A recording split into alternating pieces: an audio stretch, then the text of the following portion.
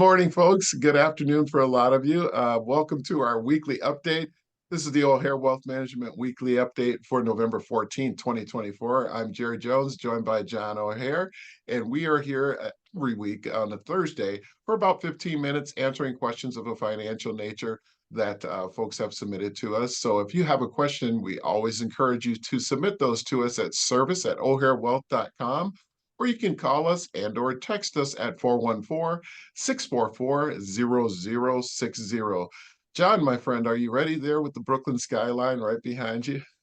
Yes, I'm ready to go. And just so everybody knows, we're back to our former format, the older format, because our audiovisual guy, Josh, is an avid pickleball fan. And there's the pickleball tournaments in Milwaukee. So he took some days off. Yeah, And the national. we're happy for him, but he actually knows how to operate all the equipment, and we don't. So we're doing the baby boomer call edition, which is great because that's John and I. So here we go. How do I protect my portfolio against the incoming administration? Sounds a little adversarial, but it's a question we've gotten a few times. So John, how do you want to address that one? Yes, we have gotten this question a few times, and as we have a big base of clients, and they're on both ends of the spectrum, and every time we have an election, we seem to get this question that some people think the incoming administration will be bad for the markets. As we've stated over and over again, that typically is not true. And one of the things we did a few weeks ago is talked about how markets matter to us, but elections matter to us, but not so much to the markets. And we showed a graph a few weeks ago that the performance of the stock market, at least, was pretty much the same under the current Biden administration and the former Trump administration. So, and both of those were up markets for 4 years. So we really don't feel that there's going to be a lot of change here. We were bullish on the economy regardless of who got into office. So we don't see a lot of reason for protection per se. I will say this, protection is available. We can do some hedging, which is buying puts on the S&P, and depending on the size of your portfolio, but it's going to cost you 8, 9, 10% or more to purchase that hedge. So, if you want to discuss it individually with us, give us a call. We'll talk about what it costs to protect the downside, but it's not cheap to buy insurance. And the other thing is, this administration is going to be in for 4 years. The other idea is you can wait it out. But most importantly is people forget that the Trump administration, the first one, put a lot of tariffs up. And people thought that would be a problem. Well, guess what? When the Biden administration came in, they kept those tariffs. And the market still went up the last 4 years. So, being afraid of the tariffs is probably unrealistic. And remember, this is politics. There's a lot of hype and talk during the campaign that never comes to fruition. But clearly, if it's an issue, can you just come talk to us? Yeah, I think, John, the key point you made, one of the key points you made was we were bullish on the economy before the election, and that really has not changed, correct? Correct. Yeah, we're probably, as the election was coming up, we're getting better and better economic numbers. So we probably feel better than we did 3 months ago. Excellent. Good. Let's move on to question 2. Prominent billionaire investor Warren Buffett is cashing out of many of his positions. What do we make of that? And we try not to focus on individuals, but once again, this is a question that's come up multiple times because of headlines. So what are our thoughts there? A couple of things. Good question. Unfortunately, or fortunately, Warren Buffett, every move he makes gets plastered all over the business pages. And doing this for years, this question comes up probably every year. There's rumors of Warren Buffett selling something and getting out of the market. Most of the time, it's relatively either unfounded or not fully. How do I put it? not the full situations going on. Warren Buffett sells stocks every year, and he buys stocks every year, and he increases positions in certain holdings and he decreases them. So the fact that there's been some sales going on, for ourselves, if we make a successful buy in a stock and hold it for 7 or 8 years, it's getting too big, so we want to diversify away. So there's always reasons to be selling something. What has come up about Buffett recently is he's sitting on a lot of cash. Now, what I need to tell you is Warren Buffett is very adamant and said for years he doesn't time the market, but he is patient and he will wait for opportunities. So he lets cash accumulate on his balance sheet. Right now, I think he has like 300 billion. If you talked to me 5 years ago or 6 years ago, he probably had 100 billion or 150 billion sitting around. He was waiting for an opportunity. Now, 6 years ago, he was earning almost nothing on that cash. Today, that cash is in treasuries and he's earning close to 5%. So he's less anxious to make a move now because he's earning some pretty good money. And inflation is down, to 2.5%. He's earning 5%. That's a good return. But he will wait for the right opportunity to do something. And I remember during the early bull markets in the 80s, from 81 to 87, the market went up over 200%. During that period, if I remember correctly, Buffett didn't buy anything for 5 years. That's the kind of patience he has. He was waiting for an opportunity. Well, then the market crashed in 87, and 10 months later, he was buying Coca-Cola for the first time. And I remember it specifically because I was in the business, is not only was he buying Coca-Cola now after buying nothing for 5 years, he was buying Coca-Cola at a premium based on a PE or price earnings ratio to the S&P 500 or the market. But he felt comfortable then investing. But waiting 5 years to make a purchase, most of us couldn't stand that. We get itchy fingers and have to do something. He is better than us at being patient. So, I don't think this is him saying, I see a disaster coming. I think this is him just saying he doesn't see anything he likes right now. So I wouldn't read any more into it than that.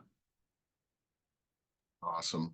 Yeah, it reminds me of the Sting, the Police song, "Every breath you take, every move you make, everyone watches everything he does." Yes, absolutely. Let's see. Our next question: what's going on with bonds? Now, this has been an ongoing story. I'd say probably since 22. John, correct me if I'm wrong, but this is a question that just doesn't seem to go away. And we really have some good thoughts on short duration versus long duration, but I'll let you take it from there. Yes, Sherry, I'm glad you brought the duration up. I'm going to address that too. Uh, Again, we had the worst bear market in bonds in 2022 that we had in 90 or 100 years. That having bonds, the bond aggregate index fall 13%. It was down 17% at one point in 22, but it fell 13%. Being in the business as long as I have and looking at history, that was the worst anybody alive has ever seen.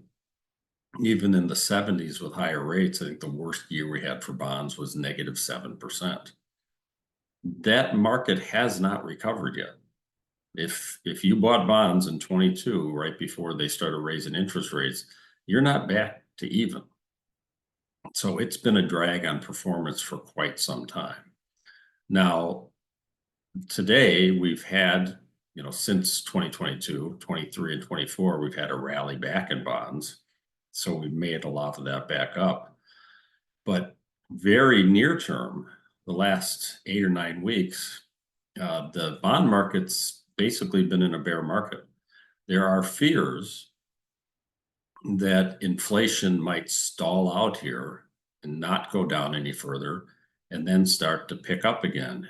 And the other thing that's starting to worry the bond investors is there seems to be no one serious in government, in federal government. There's no one serious about cutting costs or cutting spending. And again, we just had an election. Neither candidate talked about cutting spending. Both candidates tried to outdo the other candidate on how much they were going to spend. And guess what? That's good for the economy, probably, and it's good for stocks, but it's not good long-term for bonds. So there's a growing wariness, especially among long-term bondholders. People are buying bonds that are 10 years and longer.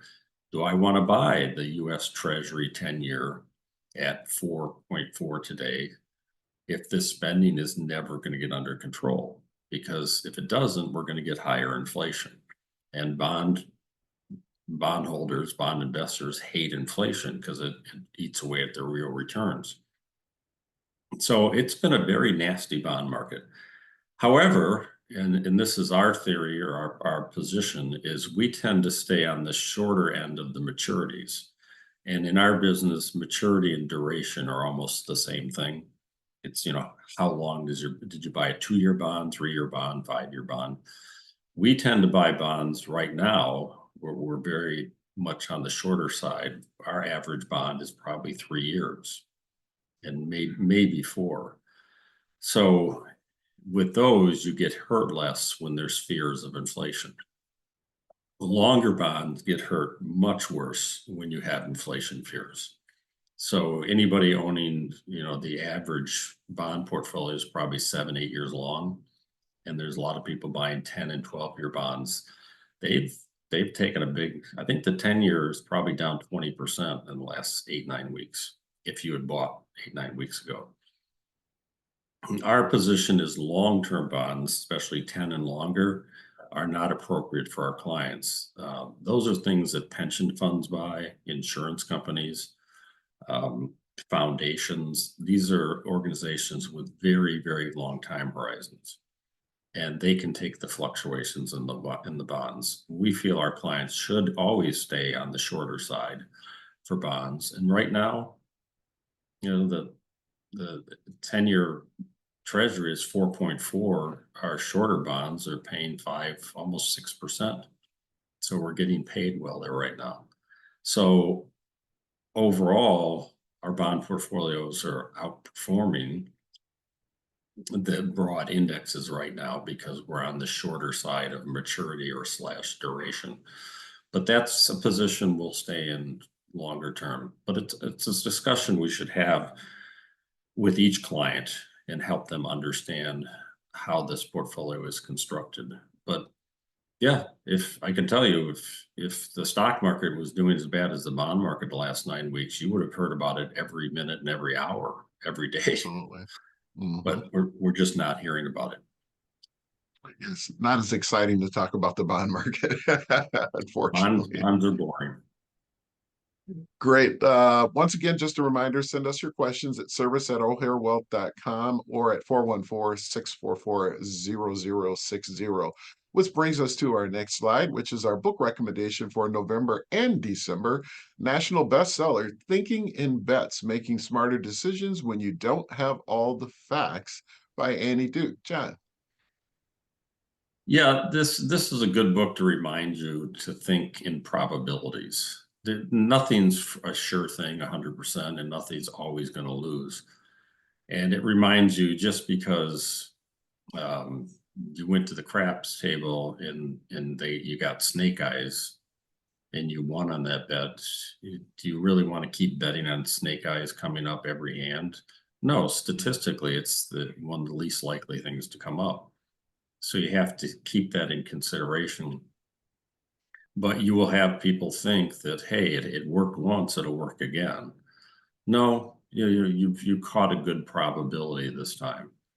And she, the author here, because I read the book, she took a break from studying for a psychology degree. She's a professor of psychology. She took a break, and her brother taught her how to play poker. And she went out and played poker and then actually did very well, won lots of tournaments, made millions of dollars.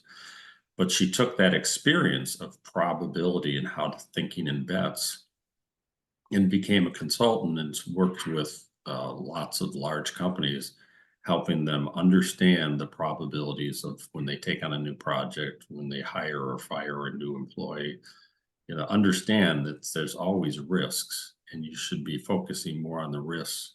And sometimes it doesn't work out. It's not necessarily you made a bad decision. The probabilities are always there, that you could, in anything that it could go wrong for you. It was a fun book to read. I think it was very helpful, especially for anybody in business.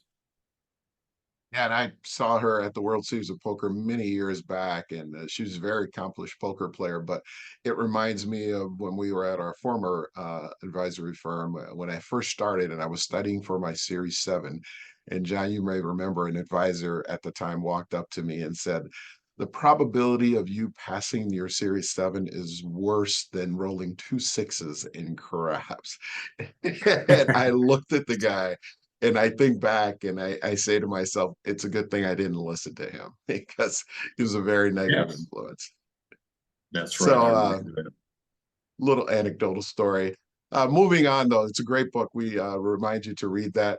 We want to thank you for joining us today. We have a lot coming up. For those of you who are local, if you haven't signed up for our holiday party in December, please remember to do so. That's on December 4th. If you need more details, please reach out to our office and we can give you those. But on behalf of John and the rest of the team, I'm Jerry. We always thank you for your time. We look forward to talking to you again next week. Have a great day. Thanks, everybody.